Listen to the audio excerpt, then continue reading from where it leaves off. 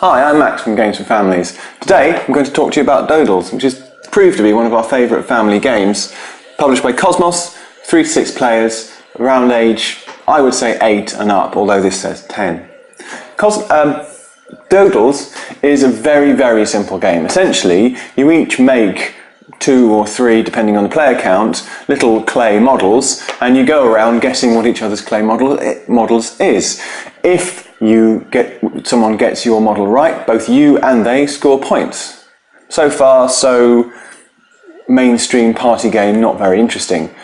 But in order to see what makes this game really good, you have to come a bit closer. So this is the little board that makes this a good game.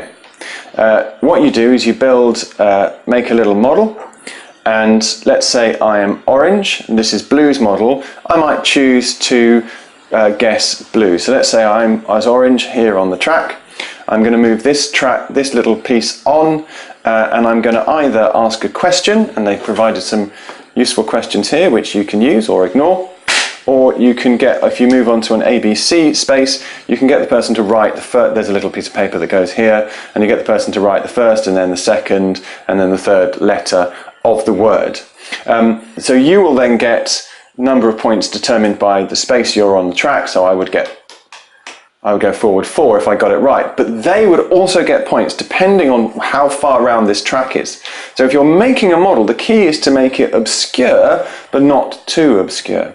So for instance, this is a book. You can see the little bookmark at the edge and the way that the covers poke slightly above the inside. You wouldn't know what it is unless you know what it is, and that's the ideal. This is too easy. People would guess it's a book pretty much immediately. Believe me, they would. It may not come out in the video. And this is probably a bit too hard. And you might end up coming all the way around the back, which is all the way around, people guessing, having no idea, and coming off the end. Although I suspect if it's such a short word, you'd still get away with something like this. And that's one of the things that makes this so accessible. You can make something deeply rubbish and still win the game. So what do we think of Dohdles? Well, first of all, it's an extremely accessible game. We have a standard scoring, and one of them is accessibility, and I would give it a 5 for that.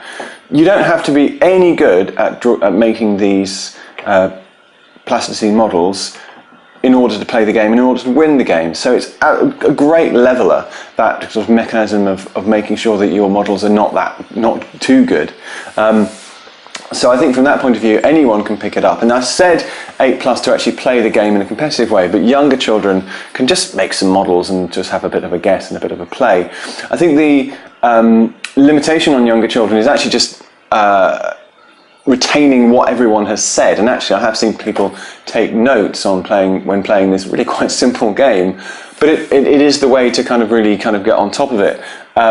So from one of our other ratings, the fidget-free factor, it doesn't score maximally, but on the other hand, it has got this nice mechanism where you stay involved even if it isn't your turn. You get one of these cubes, and if it isn't your turn, you can throw into this nice little spout in the middle, and if several people throw in at the same time, it's the person who's closest to the bottom who gets to guess.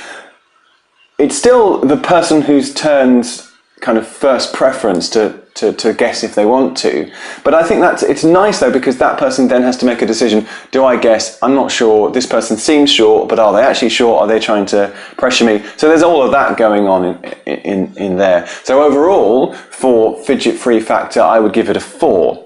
Tantrum prevention index is another thing that we score on, very, very high, because actually even if it's not clear. I mean, obviously you can lose the game because you're not so far on the track, and that's how you score the points. You basically count points by looking at where you are, by moving yourself on the track. But you don't feel ever crushed, you don't ever feel beaten. So I think that's very, very good, and I give it a 5 for that. I've never really known any tantrums when playing this game, or any kind of upset particularly. And then there's amaze balls. It's not great. I mean, it's not a place where a thing where you go, wow, that's so incredible. When someone does a really good guess, I suppose that comes close, but it's not a kind of rush. game. It's a very chill game, and none the worse for that. But Amazeballs is not very high, so I'd only give it a 2 or 3 for that. Overall, though, I think this is an excellent family game. I think it's really gone under the radar. It came out in 2015, about maybe just before the kind of rush of clever party games like Codenames that is now kind of established as part of the hobby.